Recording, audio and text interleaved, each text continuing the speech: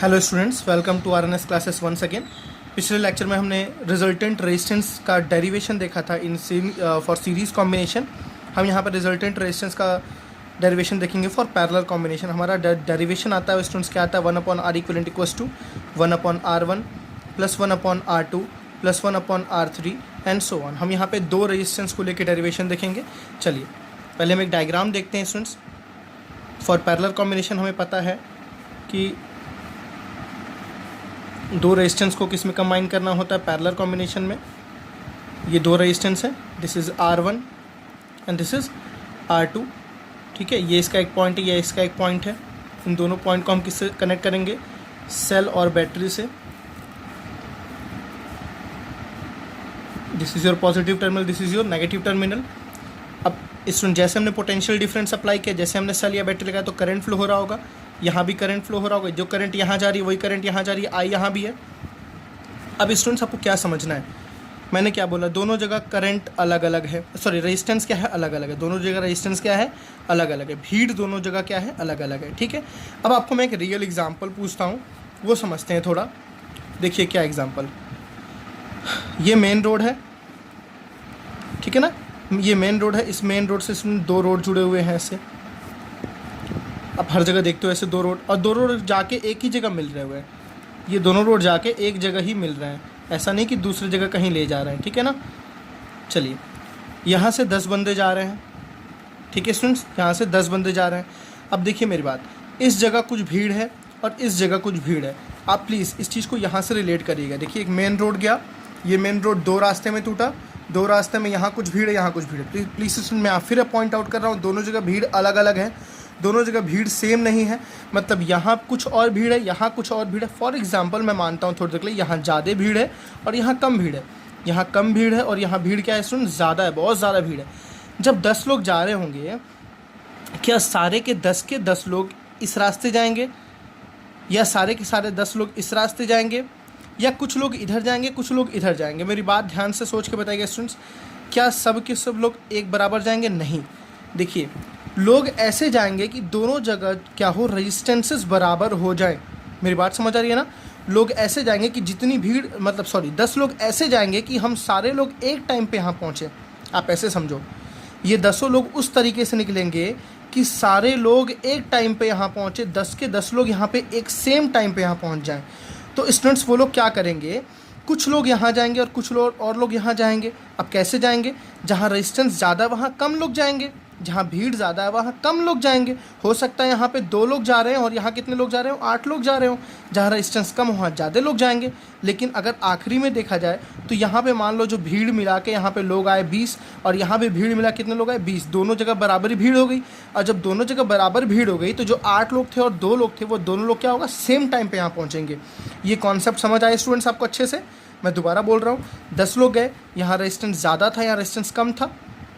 ऐसा नहीं था कि यहाँ से जाना पॉसिबल नहीं था, जाना पॉसिबल था, but as compare to this 10 लोग, अगर 10 लोग यहाँ जाते, अगर आपके दिमाग में आएगा सर कि क्या 10 लोग यहाँ से नहीं जा सकते थे? अगर यहाँ से 10 लोग जाते तो यहाँ अचानक बहुत ज़्यादा भीड़ बढ़ जाती, इससे ज़्यादा भीड़ यहाँ बढ़ जाती।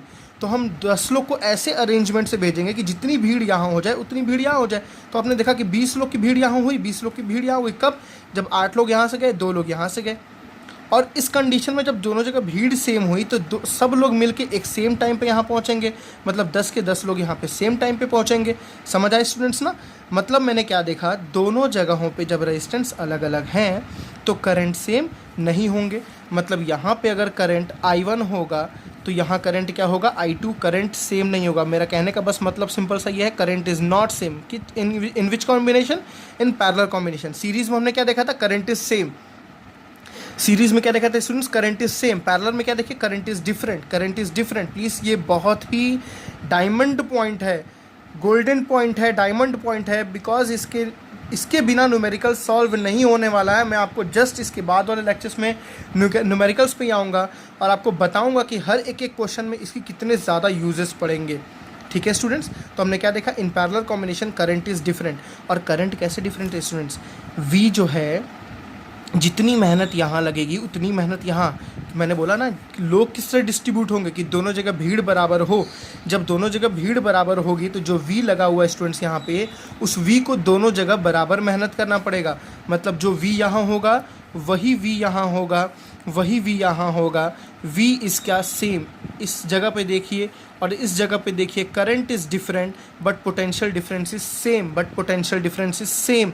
जो वी यहाँ होगा वही वी यहाँ होगा, वही वी यहाँ होगा। आपको बातें समझ आई ना? चलिए नेक्स्ट पेज पे आपको इसका डेरिवेशन समझाते हैं।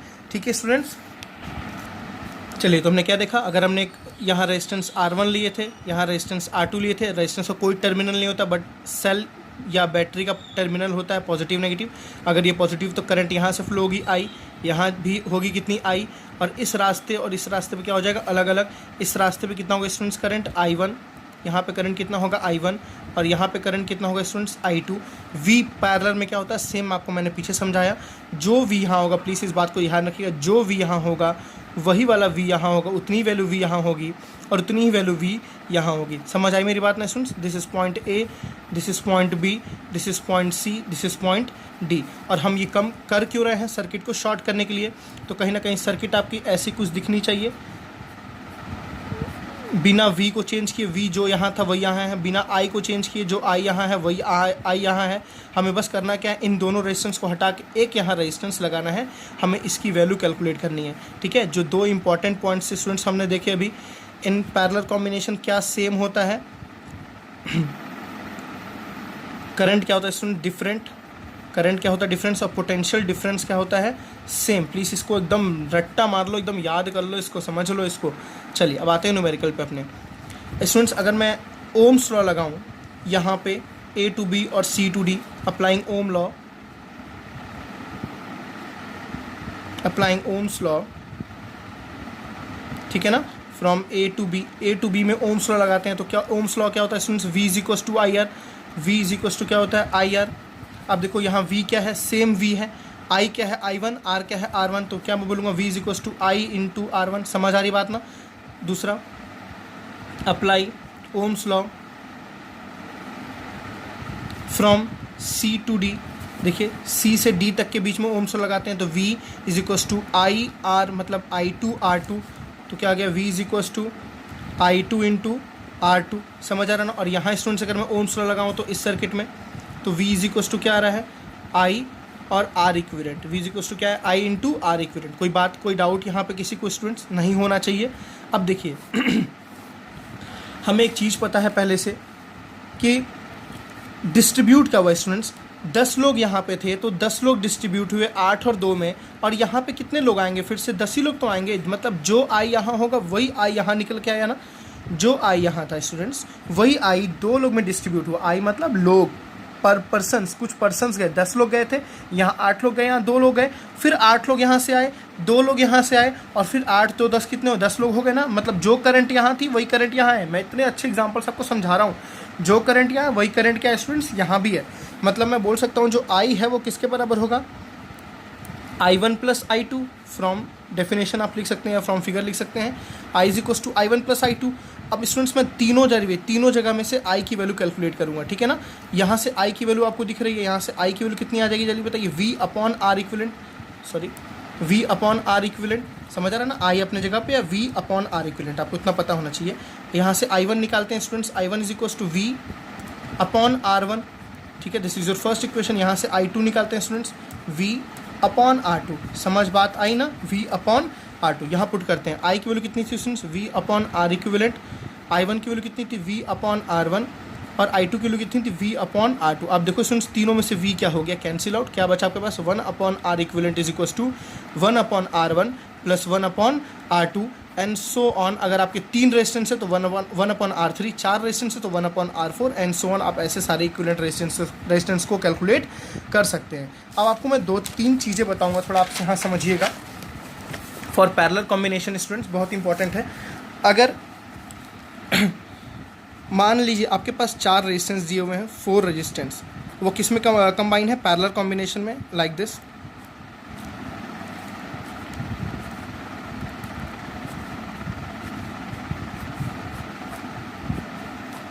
ठीक ठीक है ना। इसका रेजिस्टेंस कितना R1, इसका इक्विवेलेंट रेजिस्टेंस कितना R2, इसका इक्विवेलेंट रेजिस्टेंस R3, इसका इक्विवेलेंट रेजिस्टेंस R4।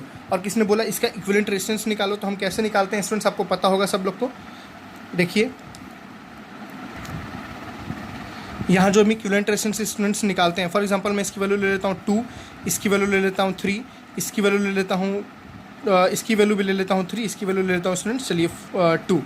तो हम यहाँ पे क्या बोलते हैं 1/R equivalent is equals to 1/R1 plus 1/R2 plus 1/R3 plus 1/R4, ठीक है ना। चलिए तो 1/R इक्विवेलेंट कितना आ गया, R1 कितना है स्टूडेंट्स 2 प्लस R2 कितना है 3, फिर R3 कितना है 3 और R4 कितना है 1/2। तो देखो स्टूडेंट्स 3/2 कैल्शियम कितना होता है बताइए। यहाँ बहुत बच्चे गलतियाँ करते हैं, इसलिए आपको समझना ज़रूरी है। 3/2 कैल्शियम हो गया 6, 2 3 ज़ा 6, तो 3 + 2 + 2 + 3, तो 1/R इक्विवेलेंट की वैल्यू आ गई 3 + 2 5, 5 + 5 10/6। ये आपका आंसर नहीं है, आपका आंसर क्या होगा R इक्विवेलेंट। आपको R इक्विवेलेंट निकालना, तो जब इसको उल्टा करेंगे तो ये भी उल्टा हो जाएगा, कितना हो जाएगा 6/10। इसको सिंप्लीफाई करके बताएंगे, ये आपकी R इक्विवेलेंट की वैल्यू आके रहेगी। अब इसका मैं एक आपको ट्रिक बता रहा हूँ। सिंस अगर फॉर एग्जांपल दो रेजिस्टेंसेस आपने अभी जस्ट देखा, दो रेजिस्टेंस अगर सीरीज पैरेलल कॉम्बिनेशन में है, ठीक है ना, अगर दो रेजिस्टेंसेस पैरेलल कॉम्बिनेशन में है,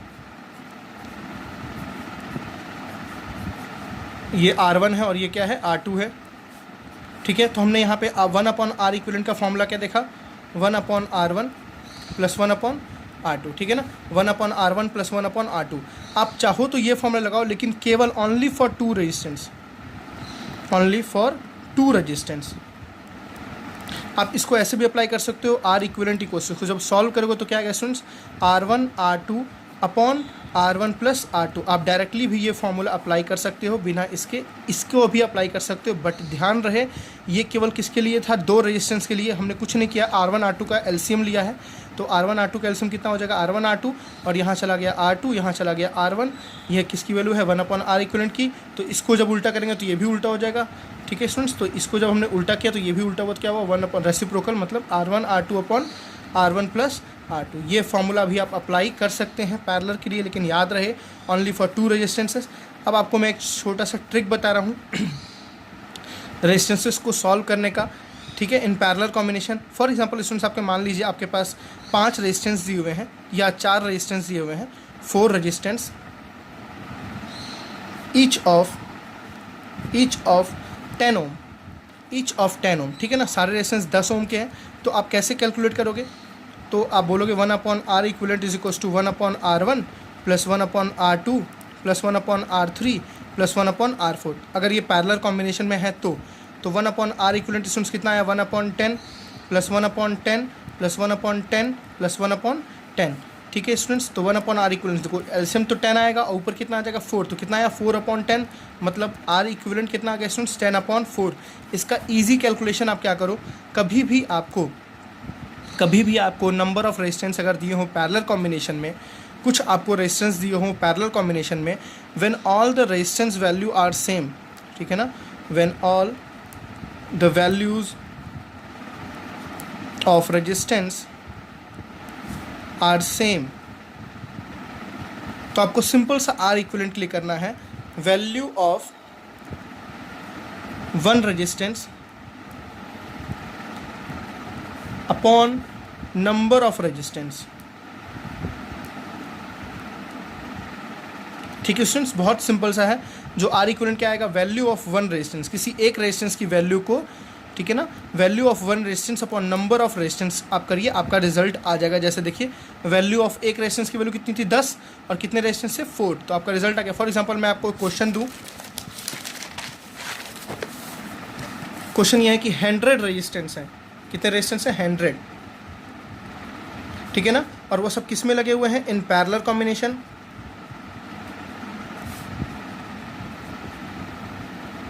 ठीक है ना। 100 रेजिस्टेंस है स्टूडेंट्स, सोचो 100 बहुत ज़्यादा होते हैं और वो पैरेलल कॉम्बिनेशन में लगे हैं, और हर एक resistance, each resistance of value, her resistance की वैल्यू फॉर एग्जांपल आप मान लीजिए कितनी है 50 ओम, समझ रहे हो स्टूडेंट्स ना, 50 ओम, मतलब आप इसको ऐसे समझो, ये पहला रेजिस्टेंस कितने ओम का है 50 ओम, ऐसे ये दूसरा रेजिस्टेंस कितने ओम का है 50 ओम, ऐसे कितने रेजिस्टेंस हैं स्टूडेंट्स, ये भी है 50 ओम, कितने रेजिस्टेंस है, 50 रेजिस्टेंस, सॉरी 100 रेजिस्टेंस है, ये टोटल कितने हैं 100 रेजिस्टेंस है, सारे कितने होंगे 50।